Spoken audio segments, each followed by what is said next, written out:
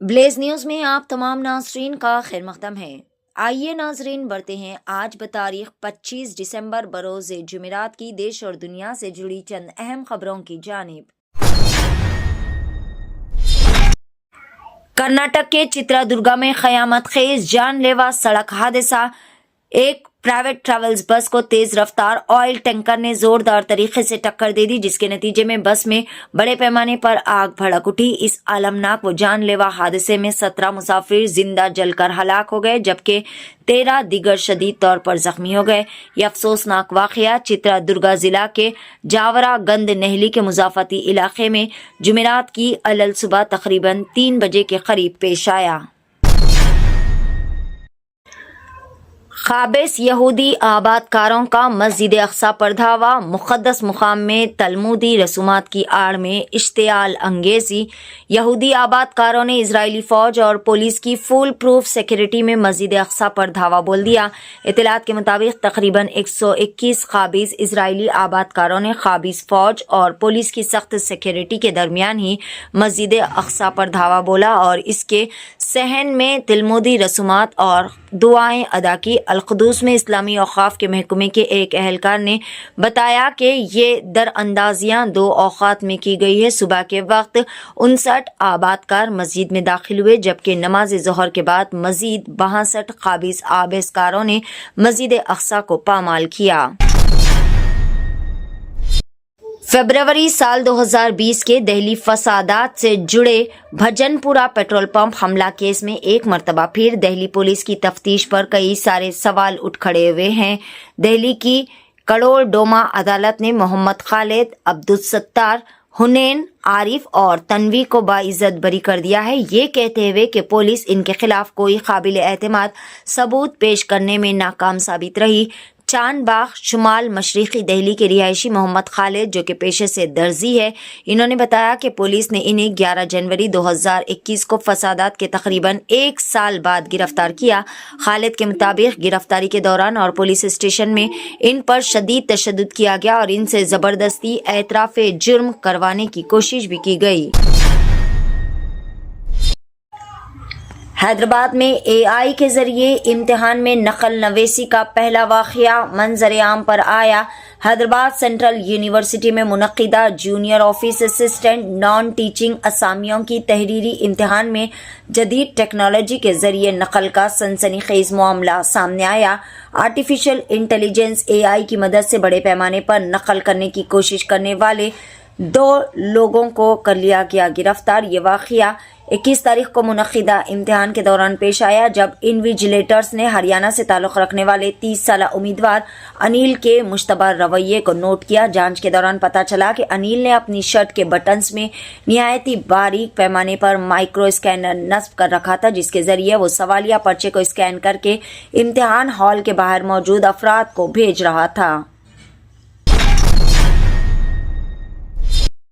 ہندو خواتین بھی 4 بچے پیدا کرے، متنازعہ بیانات کے لیے بدنام۔ نونیت رانا کی ایک مرتبہ پھر اشتعال انگیزی۔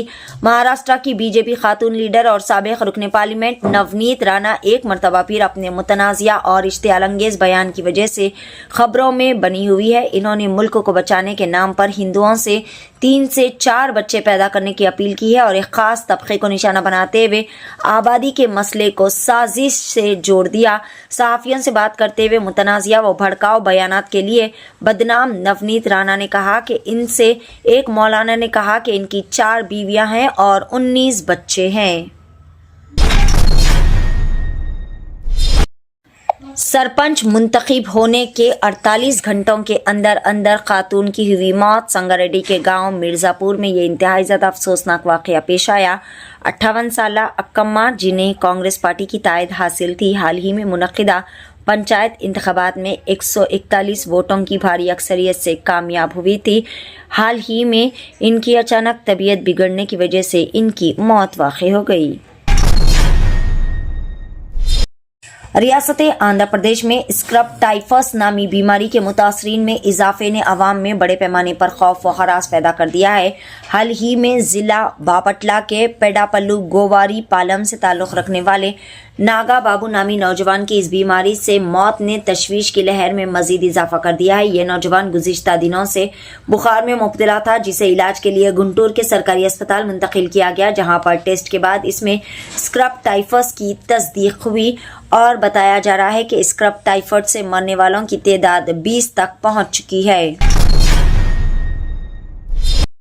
महाराष्ट्र में कार ब्रिज से नीचे गिरने पर एक ही खानदान की 4 खवातीन हुई जांबाग। महलूकीन का ताल्लुक तेलंगाना के कागज नगर से बताया जा रहा है। महाराष्ट्र में पेश आने वाले जानलेवा सड़क हादसे में कोमाराम भीम आसिफाबाद जिले से ताल्लुक रखने वाली 4 खवातीन जांबाग हो गई। अफसोसनाक वाकया देवड़ा सोंडू के करीब पेश आया। कागज नगर टाउन के निजामुद्दीन कॉलोनी से ताल्लुक रखने वाले जाकिर अपने घर वालों के साथ इलाज की खातिर नागपुर के एक हॉस्पिटल गए हुए थे।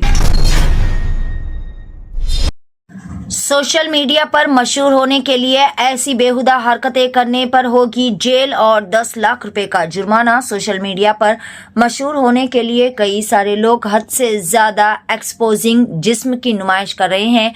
महज चंद लाइक्स और व्यूज की खातिर जिस्म की नुमाइश करते हुए बेहुदा मवाद तैयार कर रहे हैं। ये सोचे बगैर के इस तरह के मवाद को छोटे बच्चे भी देख रहे हैं और इससे मुआशरा बिगड़ सकता है। फहश और गैर अखलाकी कंटेंट बनाया जा रहा है। ऐसे कंटेंट्स और ऐसी हरकतें करने वालों के खिलाफ जेल और 10 लाख रुपए का जुर्माना भी हो सकता है। तेलंगाना चाइल्ड ट्रैफिकिंग के मरकज में तब्दील। बड़े पैमाने पर बच्चों की फरोख्त का हुआ इंकशाफ। 7 गैंग बेनकाब 90 अफराद को कर लिया गया गिरफ्तार। मुल्क भर में तशवीश का बाज बनने वाले चाइल्ड ट्रैफिकिंग के मामलात में तेलंगाना एक खतरनाक मरकज के तौर पर सामने आया है। पुलिस की ताज़ा तरीन तहकीकात में इंकशाफ हुआ है कि न सिर्फ तेलंगाना में सरगर्म गैंग बल्कि दीगर रियासतों में दर्ज मुकदमात में भी तेलंगाना से ताल्लुक़ रखने वाले अफराद कलीदी अहम किरदार अदा कर रहे हैं।